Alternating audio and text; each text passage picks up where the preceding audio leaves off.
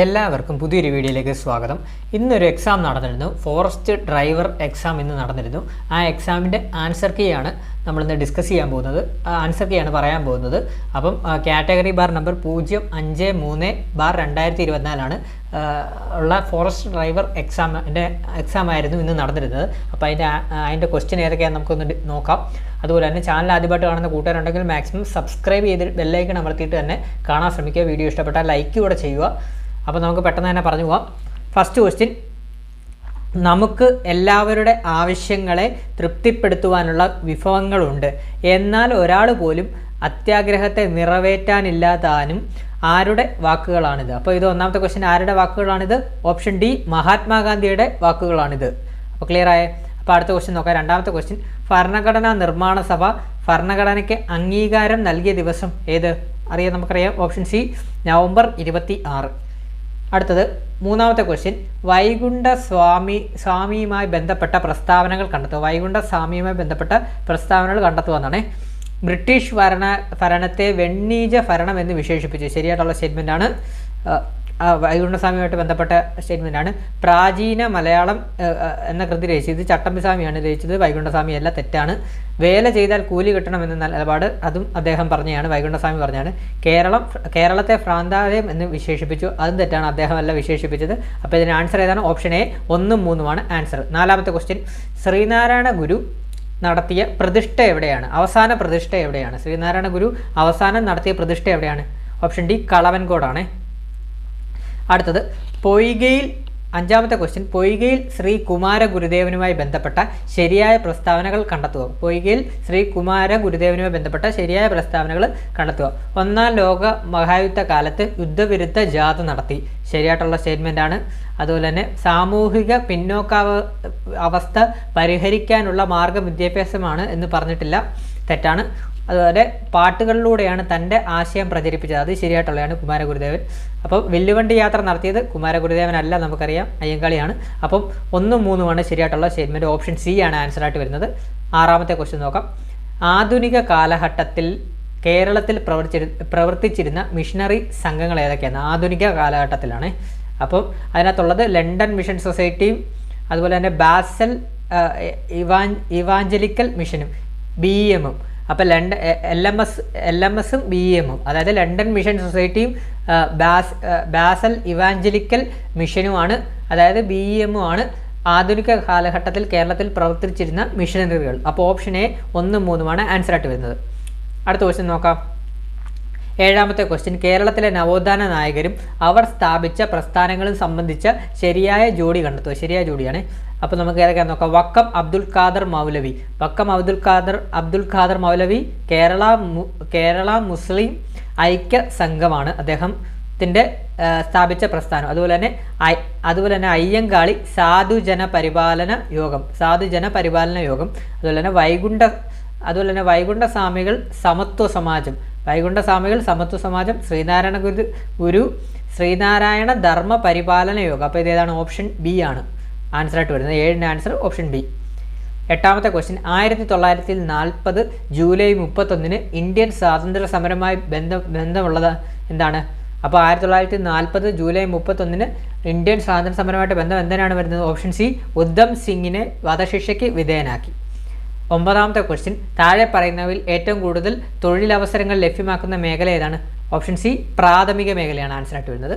പത്താമത്തെ ക്വസ്റ്റ്യൻ, 2011-12 സാമ്പത്തിക സർവേ പ്രകാരം ഇന്ത്യയിൽ ഏറ്റവും കുറവ് ദാരിദ്ര്യം ഉള്ള സംസ്ഥാനം ഏതാണ്?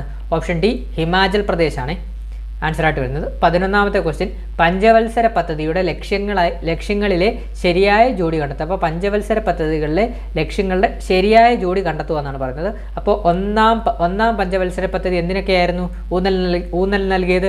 കാർഷിക മേഖലയുടെ സമഗ്ര വികസനത്തെക്കുറിച്ചാണ്. അപ്പോൾ രണ്ടാം പഞ്ചവത്സര പദ്ധതി വ്യാവസായിക വികസനത്തെക്കുറിച്ചാണ് ഊന്നൽ നൽകിയത്, വ്യാവസായിക വികസനത്തെക്കുറിച്ചാണ്. അതുപോലെ തന്നെ മൂന്നാം പഞ്ചവത്സര പദ്ധതിയാണ് ഭക്ഷ്യ സ്വയം പര്യാപ്തതയ്ക്ക് ഊന്നൽ നൽകിയത്. അതുപോലെ തന്നെ 4ാം പഞ്ചവത്സര പദ്ധതിയാണ് സ്വാശ്രയത്വത്തിന് ഊന്നൽ നൽകിയത്. അപ്പം ഇത്രയാണ് വരുന്നത്. ഒന്നുകൂടെ പറയാം. ഒന്നാം പഞ്ചവത്സര പദ്ധതി കാർഷിക മേഖലയുടെ സമഗ്ര വികസനത്തിന് ഊന്നൽ നൽകി. അതുപോലെ തന്നെ രണ്ടാം പഞ്ചവത്സര പദ്ധതി വ്യാവസായിക വികസനത്തിന് ഊന്നൽ നൽകി. മൂന്നാം പഞ്ചവത്സര പദ്ധതി ഭക്ഷ്യ സ്വയം പര്യാപ്തതയ്ക്ക് ഊന്നൽ നൽകി. അതുപോലെ തന്നെ നാലാം പഞ്ചവത്സര പദ്ധതിയുടെ ലക്ഷ്യങ്ങളായിരുന്നു സ്വാശ്രയത്വം. അപ്പോൾ ഇതിന് ആൻസർ ഓപ്ഷൻ സി ആണ് ആൻസർ വരുന്നത്. അടുത്ത നോക്കാം.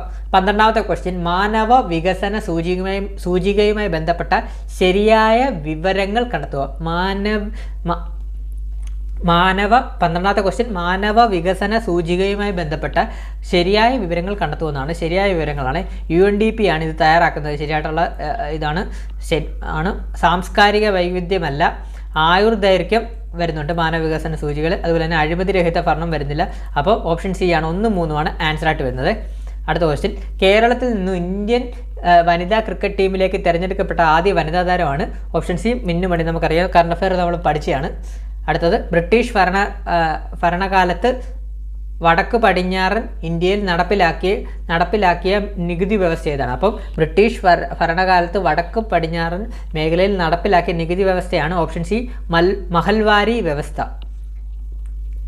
15ാമത്തെ ക്വസ്റ്റ്യൻ, ബ്രിട്ടീഷ് ഭരണത്തിൽ കൂടുതൽ വില ലഭിക്കുന്ന കാർഷിക വിളകളും അത് കൂടുതലായി കൃഷി ചെയ്തിരുന്ന ഇന്ത്യൻ പ്രദേശങ്ങളും കണ്ടെത്തുക. അപ്പോൾ കരിമ്പ് എവിടെ നിന്നാണ്? ഉത്തർപ്രദേശാണ്. കരിമ്പ് ഉത്തർപ്രദേശ്, തേയില ആസാം. കരിമ്പ് ഉത്തർപ്രദേശ്, തേയില ആസാം, ചണം ബംഗാളിൽ നിന്നും, അതുപോലെ തന്നെ ഗോതമ്പ് പഞ്ചാബിൽ നിന്നും. അപ്പോൾ ഇതിന് ആൻസർ ഏതാണ്? ഓപ്ഷൻ ബി ആണ് ആൻസറായിട്ട് വരുന്നത്. 15ന്റെ 16ാമത്തെ ക്വസ്റ്റ്യൻ, ഇന്ത്യയിലെ ഇലക്ഷൻ കമ്മീഷനുമായി ബന്ധപ്പെട്ട ചുവടെ ചേർക്കുന്ന പ്രസ്താവനകൾ ശരിയേത്? ഇലക്ഷൻ കമ്മീഷനുമായിട്ട് ബന്ധപ്പെട്ട ചുവടെ ചേർക്കുന്ന പ്രസ്താവനകൾ ശരിയെന്നാണ്. സ്ഥാനാർത്ഥികളെ നാമനിർദ്ദേശം ചെയ്യുന്നു. തെറ്റായിട്ടുള്ള സ്റ്റേറ്റ്മെൻറ്റാണ്. സ്ഥാനാർത്ഥികളെ നാമനിർദ്ദേശം ചെയ്യപ്പെടുന്നില്ല. സുപ്രീം കോടതി ജഡ്ജിമാരെ നിയമിക്കുന്നു. അതും തെറ്റായിട്ടുള്ളതാണ് സ്റ്റേറ്റ്മെൻറ്റാണ്. പുതിയ രാഷ്ട്രീയ പാർട്ടികൾ രൂപീകരിക്കുന്നു. അതും തെറ്റായിട്ടുള്ളതാണ്. വോട്ടർ പട്ടിക തയ്യാറാക്കുന്നു. അത് മാത്രമാണ് ഇന്നത്തെ ഇലക്ഷൻ കമ്മീഷനോട് ബന്ധപ്പെട്ട ശരിയായിട്ടുള്ള പ്രസ്താവന. അപ്പോൾ ഓപ്ഷൻ ഡി 4 മാത്രം. 17ാമത്തെ ക്വസ്റ്റ്യൻ, ഭാഷാടിസ്ഥാനത്തിൽ സംസ്ഥാനങ്ങൾ രൂപീകരിക്കുന്നതിന് ശുപാർശ ചെയ്ത കമ്മീഷൻ എന്നാണ് ചോദിച്ചിരിക്കുന്നത്. അതിൻ്റെ ആൻസർ ഓപ്ഷൻ സി സംസ്ഥാന പുനഃസംഘടന കമ്മീഷനാണ് ആൻസറായിട്ട് വരുന്നത്. 18ാമത്തെ ക്വസ്റ്റ്യൻ, നാട്ടുരാജ്യങ്ങളുടെ സംയോജനത്തിന് നേതൃത്വം വഹിച്ചതാര്? Option D. Answer option D Sardar Vallabhbhai Patel. 19ാമത്തെ ക്വസ്റ്റ്യൻ, സ്വാതന്ത്ര്യത്തിന് ശേഷം ഇന്ത്യ ഏത് രാജ്യത്തിൽ നിന്നാണ് പഞ്ചവത്സര പദ്ധതി എന്ന ആശയം സ്വീകരിച്ചത്? നമുക്കെല്ലാവർക്കും അറിയാം. Option D Soviet Union. 20ാമത്തെ ക്വസ്റ്റ്യൻ, ഓപ്പറേഷൻ ഫ്ലഡ് ഏതുമായി ബന്ധപ്പെട്ടിരിക്കുന്നു? ആൻസർ ഓപ്ഷൻ ബി ധവള വിപ്ലവവുമായിട്ട് ബന്ധപ്പെട്ടിരിക്കുന്നു. 21, താഴെ കൊടുത്തിട്ടുള്ളവയിൽ മൗലികാവകാശമല്ലാത്തത്? നമുക്കെല്ലാവർക്കും അറിയാം. ഓപ്ഷൻ ഡി സ്വത്തവകാശമാണ്. മൗലികാവകാശമായിട്ടല്ലാത്തത് സ്വത്തവകാശമാണ്. നമുക്കെല്ലാവർക്കും അറിയാം. 22ാമത്തെ ക്വസ്റ്റ്യൻ, 2002 86 ഭേദഗതിയിലൂടെ ഭരണഘടനയിൽ ഉൾപ്പെടുത്തിയ മൗലിക കർത്തവ്യം ഏത്? അപ്പോൾ എന്താണ് 2002 86 ഭേദഗതിയിലൂടെ ഭരണഘടനയിൽ ഉൾപ്പെടുത്തിയ മൗലിക കർത്തവ്യം ഏതാണ്? ഫസ്റ്റ് സ്റ്റേറ്റ്മെൻ്റ് ആണ് വരുന്നത്. അതായത് 6 മുതൽ 14 വയസ്സ് വരെയുള്ള കുട്ടികളെ വിദ്യാലയത്തിൽ അയക്കേണ്ടത് രക്ഷിതാക്കളുടെ കടമയാണെന്നുള്ളതാണ് ഉൾപ്പെടുത്തിയിട്ടുള്ള മൗലിക കർത്തവ്യ ഭേദഗതിയിലൂടെ. അപ്പോൾ ഓപ്ഷൻ സി ആണ് ആൻസറായിട്ട് വരുന്നത്. 23, ഭരണഘടനാ നിർമ്മാണ സഭയുടെ ഡ്രാഫ്റ്റിംഗ് കമ്മിറ്റി ചെയർമാൻ ആരായിരുന്നു? Option C doctor BR Ambedkar. 24ാമത്തെ ക്വസ്റ്റ്യൻ, ഇന്ത്യൻ ഭരണഘടനാ ഭേദഗതി ചെയ്യാനുള്ള അധികാരം ആരിൽ നിക്ഷിപ്തമാണ്? ഓപ്ഷൻ എ പാർലമെൻറ്റിലാണ് നിക്ഷിപ്തമായിട്ടുള്ളത്. 25ാമത്തെ ക്വസ്റ്റ്യൻ, ഇന്ത്യൻ ഭരണഘടന എഴുതി തയ്യാറാക്കിയത് ആര്? ഓപ്ഷൻ ബി ഭരണഘടനാ നിർമ്മാണ സഭ. ആൻസർ. 26ാമത്തെ ക്വസ്റ്റ്യൻ, കേരളത്തിലെ ഏത് ജില്ലയാണ് സമുദ്രവുമായോ മറ്റു സംസ്ഥാനങ്ങളുമായോ അതിർത്തി പങ്കിടാത്തത്? കോട്ടയമാണ്. Answer option A Kottayam. 27ാമത്തെ ക്വസ്റ്റ്യൻ, ഇന്ത്യയിലെ റബ്ബർ കൃഷിയുടെ പിതാവ് എന്നറിയപ്പെടുന്ന ആരെയാണ്? Answer option B John Joseph Murphy.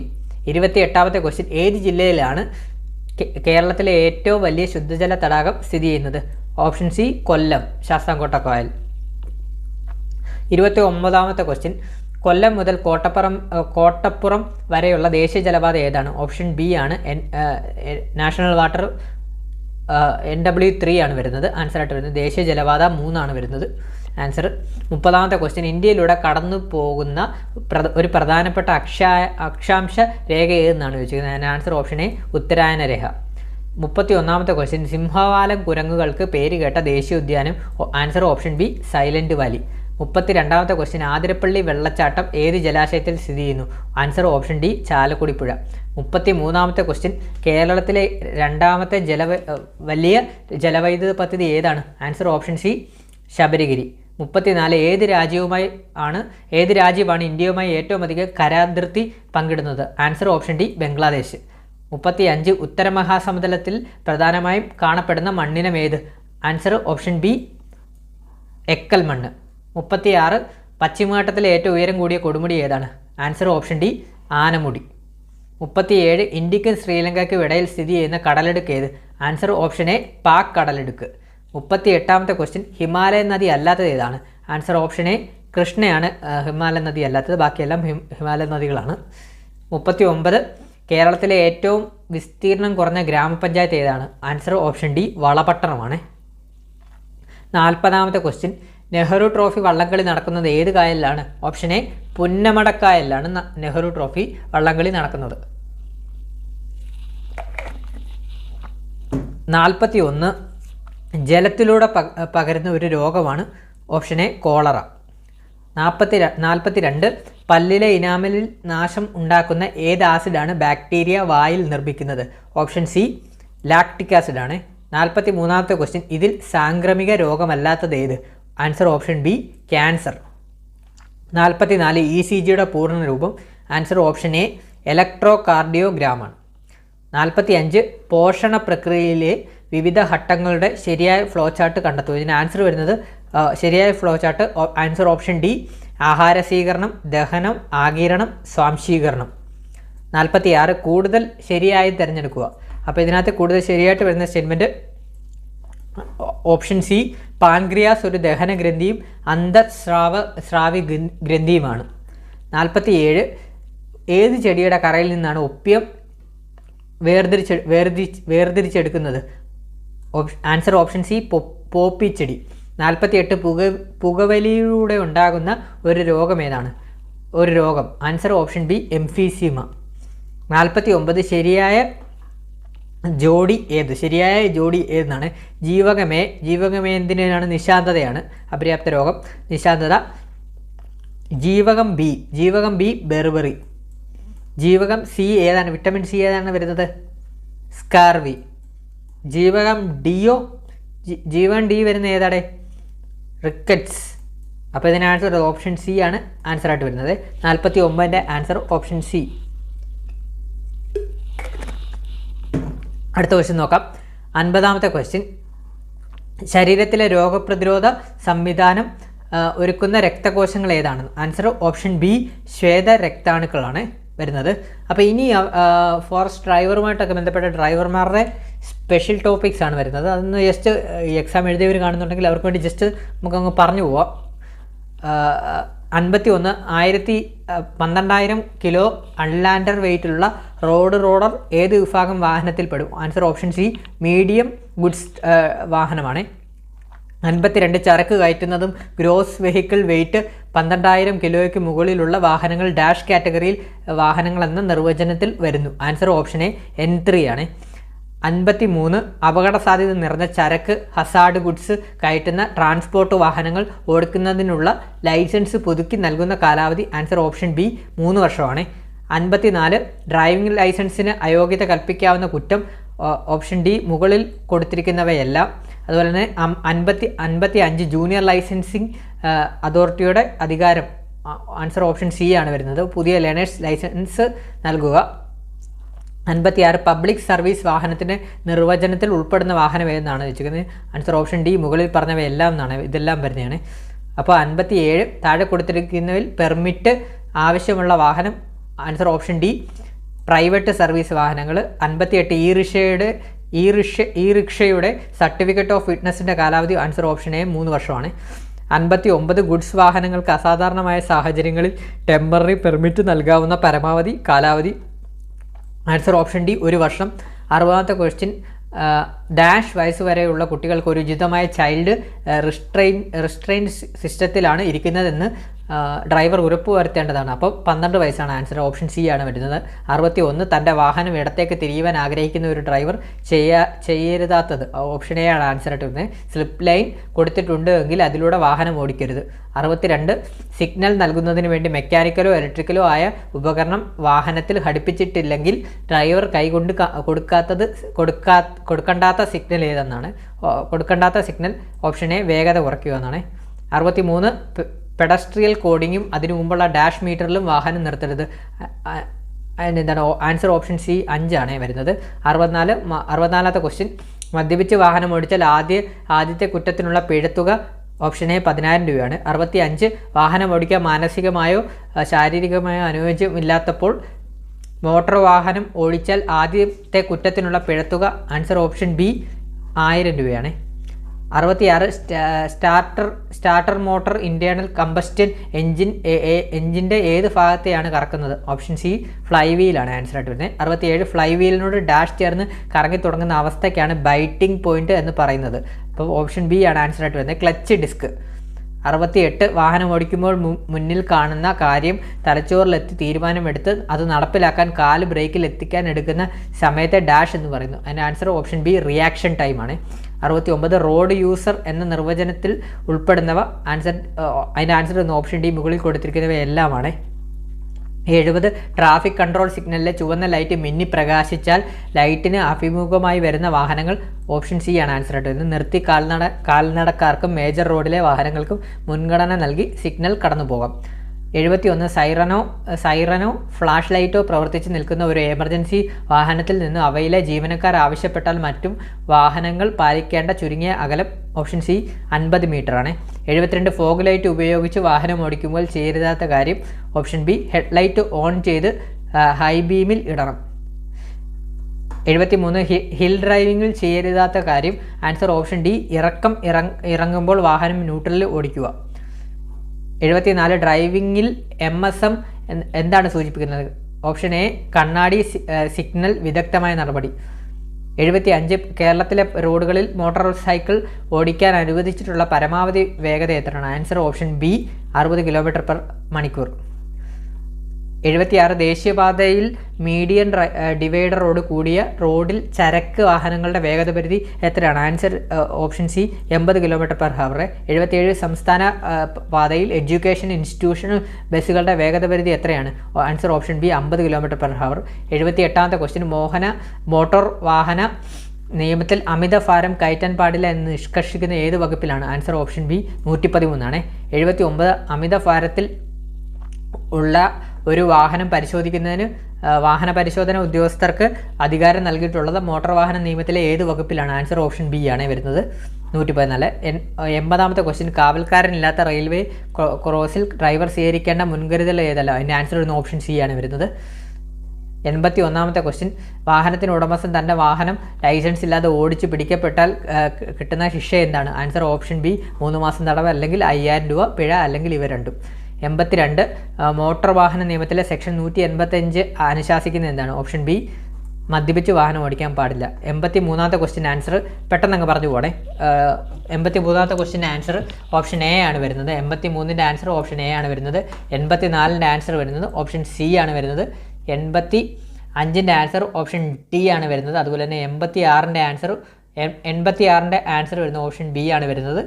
87ൻ്റെ answer option D ആണ് വരുന്നത്. അതുപോലെ തന്നെ 88ൻ്റെ ആൻസർ വരുന്നത് ഓപ്ഷൻ സി ആണ്. 88ൻ്റെ ആൻസർ ഓപ്ഷൻ സി ആണ് വരുന്നത്. 89ൻ്റെ ആൻസർ ഓപ്ഷൻ ബി. 90ൻ്റെ ഓപ്ഷൻ സി ആണ് വരുന്നത്. 90ൻ്റെ ഓപ്ഷൻ സി. അതുപോലെ തന്നെ 91ൻ്റെ ഓപ്ഷൻ ഡി ആണ് ആൻസർ ആയിട്ട് വരുന്നത്. 92ൻ്റെ ഓപ്ഷൻ സി ആണ് വരുന്നത്. 93ൻ്റെ ഓപ്ഷൻ എ ആണ് വരുന്നത്. 94ൻ്റെ ഓപ്ഷൻ ബി ആണ്. അതുപോലെ തന്നെ 95ൻ്റെ ഓപ്ഷൻ ബിയും 96ൻ്റെ ആൻസർ വരുന്നത് ഓപ്ഷൻ സി ആണ്. സ്റ്റേജ് കാരേജ് വാഹനങ്ങൾ. 97ൻ്റെ ആൻസർ വരുന്നത് ഓപ്ഷൻ സി ഒലീവ് ഗ്രീന്. 98ൻ്റെ ആൻസർ വരുന്നത് ഓപ്ഷൻ എ മഞ്ഞോടുകൂടി വെള്ള സീബ്ര വരകൾ. 99ൻ്റെ ആൻസർ ഓപ്ഷൻ ബി ആർമോർഡ് വാഹനങ്ങൾ ആണ് വരുന്നത്. 100ൻ്റെ ആൻസർ വരുന്നത് option B good carriage dangerous and hazard നേച്ചറാണ് വരുന്നത്. അപ്പോൾ ഇത്രയുമാണ് നമ്മുടെ ഫോറസ്റ്റ് ഡ്രൈവറുമായിട്ട് എക്സാമുമായിട്ട് ബന്ധപ്പെട്ട ക്വസ്റ്റ്യൻസ് വരുന്നത്. 50 മാർക്ക് GK പാട്ടും 50 മാർക്ക് ആ ഫോറസ്റ്റ് ഡ്രൈവർ, അതായത് അവരുടെ ഒരു സ്പെഷ്യൽ ടോപ്പിക്സ്, ഡ്രൈവർമാർക്കുള്ള ഒരു സ്പെഷ്യൽ ടോപ്പിക്സാണ് വരുന്നത്. 50 മാർക്കാണ് കോമൺ ആയിട്ട് നമുക്ക് എല്ലാവർക്കും വേണ്ട GK പാട്ടിലുള്ള ചോദ്യങ്ങൾ. GK പാട്ടിലുള്ള ചോദ്യങ്ങളെല്ലാം വളരെ എളുപ്പമായിട്ടുള്ള ഒരു ചോദ്യങ്ങളാണ് വന്നത്. നമുക്ക് എല്ലാവർക്കും മാർക്ക് ചെയ്യാൻ സാധിക്കുന്ന തരത്തിലുള്ള ക്വസ്റ്റ്യൻസ് ആണ് വന്നത്. ഈ എക്സാം ആരെങ്കിലും എഴുതിയിട്ടുണ്ടെങ്കിൽ നിങ്ങൾക്ക് എത്ര മാർക്ക് കിട്ടുമെന്നൊന്ന് കമൻറ്റ് ബോക്സിൽ ഒന്ന് രേഖപ്പെടുത്തണം. അതുപോലെ തന്നെ GK പാട്ടിലെ ക്വസ്റ്റ്യൻസ് എങ്ങനെ ഉണ്ടായിരുന്നെന്ന് ബാക്കിയുള്ളവരോടൊന്ന് കമൻറ്റ് ചെയ്യണേ. അപ്പോൾ അതുപോലെ തന്നെ നമ്മളുടെ വീഡിയോ ഇഷ്ടപ്പെട്ടാൽ ലൈക്ക് ചെയ്യണേ, അതുപോലെ തന്നെ സബ്സ്ക്രൈബ് ചെയ്യണേ, അതുപോലെ തന്നെ അഭിപ്രായങ്ങളൊന്ന് കമൻറ്റ് ചെയ്യണേ. GK പാട്ട് ക്വസ്റ്റ്യൻസ് ഒക്കെ എങ്ങനെ ഉണ്ടായിരുന്നെന്ന് കമൻറ്റ് ചെയ്യണം. എളുപ്പമായിരുന്നു, നിങ്ങൾക്ക് കണ്ടിട്ട് എങ്ങനെ തോന്നുന്നു, സിമ്പിളായിരുന്നു എന്നൊക്കെ ഉള്ളതൊന്ന് കമൻറ്റ് ചെയ്യണം, എങ്ങനെ ഉണ്ടായിരുന്നു എന്നുള്ളത്. അപ്പോൾ ചാനൽ ആദ്യമായിട്ട് കാണുന്ന കൂട്ടുകാരുണ്ടെങ്കിൽ മാക്സിമം സബ്സ്ക്രൈബ് ചെയ്ത് ബെല്ലൈക്കൺ അമർത്തിയിട്ട് തന്നെ കാണാൻ ശ്രമിക്കുക. വീഡിയോ ഇഷ്ടപ്പെട്ടാൽ ലൈക്ക് ചെയ്ത് സപ്പോർട്ട് ചെയ്യുക. അതുപോലെ തന്നെ അഭിപ്രായങ്ങൾ കമൻറ്റ് ചെയ്യുക, ഷെയർ ചെയ്യുക കൂട്ടുകാർക്ക്. അതുപോലെ തന്നെ സബ്സ്ക്രൈബ് ചെയ്യുക, പുതിയതായിട്ട് കാണുന്ന കൂട്ടുകാരുണ്ടെങ്കിൽ സബ്സ്ക്രൈബ് ചെയ്യുക. അതുപോലെ തന്നെ ഈ എക്സാം എഴുതി ആരെങ്കിലും ഉണ്ടെങ്കിൽ എത്ര മാർക്ക് കിട്ടും എന്നുള്ളതൊന്ന് കമൻറ്റ് ബോക്സിനോട് രേഖപ്പെടുത്തുക. അപ്പോൾ താങ്ക് യു ഓൾ. പുതിയൊരു വീഡിയോ ആയിട്ട് വരുന്നവരേക്കും എല്ലാവർക്കും ബൈ.